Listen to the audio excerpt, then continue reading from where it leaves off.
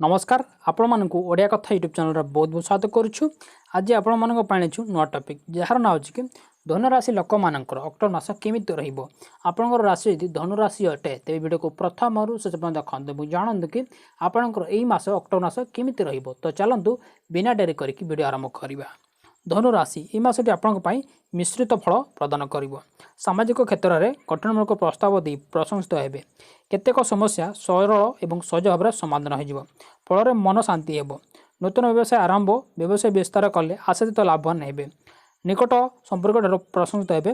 धर्मानुष्ठान दिगर प्रेरणा मिल शिक्षा क्षेत्र में सफलता मिल परोक्ष शत्रु को प्रतिहत कर बहुत दिन बाकी रही टंका मिलवा पर आशा करमटी संपन्न करें। दृढ़ आत्मविश्वास द्वारा समस्त बाधा विघ्न को अतिक्रमण करके आगू बढ़िबार योजना सफल हो। आर्थिक क्षेत्र में उन्नति हो। बंधु मित्रों सहयोग प्रेरणा एवं आर्थिक सहायता नूतन पंथा अनुसरण करेंगे।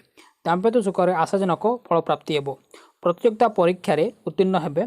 शुभ समाचार शुणी आनंदित हेबे। समस्त दुश्चिंता दूर हो। चलुवा कार्य बाधा उपजीव ना। वरिष्ठ अधिकारी दूरयात्रा करने पड़ पारे। राजनीतिक क्षेत्र में निजर कार्य पूरण करने बाहर लोकों सहयोग मिल शत्रु विरोधी मैंने क्षति करने को चेष्टा कर विफल हे। सेवा संबंधी कार्य प्रसिद्ध हे। धर्मानुष्ठान में जोगदे सम्मान पाइबे। संतान शुभ खबर पाई खुशी हे।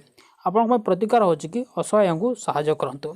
ये धनुराशि लोक मान अक्टोबर मास केमिति रहिबो। आशा करूँ वीडियो आपको बहुत भल लगे। वीडियो भल लगे वीडियो को लाइक करेंगे, शेयर करेंगे और चैनल को सब्सक्राइब करने को भूलु नहीं। वीडियो द्वारा बहुत बहुत धन्यवाद।